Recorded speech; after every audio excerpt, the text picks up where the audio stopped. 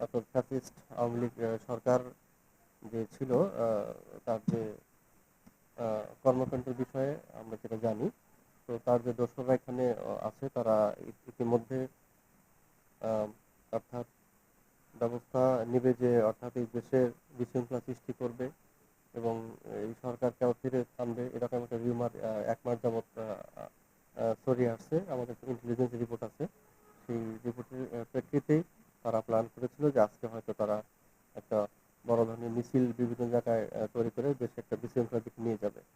তো সেই সংবাদের প্রেক্ষিতে আমরা তৎপর ছিলাম এবং নারায়ণগঞ্জ জেলা পুলিশের ঊর্ধ্বতন কর্তৃপক্ষের নির্দেশনায় আমরা একাধিক টিম মাঠে ছিল। তো অদ্য ভোর 5:30টার দিকে আমাদের ফতুল্লা থানাধীন লামাপাড়া অর্থাৎ শিবু মার্কেটের আশেপাশে এখানে একটা মিছিলের প্রস্তুতি, অর্থাৎ বিক্ষোভ মিছিলের প্রস্তুতি তারা তৈরি করে এটা ছড়িয়ে দেওয়ার চেষ্টা করে। তো আমরা আমরা তাদেরকে আটক করছি এবং তাদের বিরুদ্ধে আইনগত ব্যবস্থা নেওয়া হচ্ছে।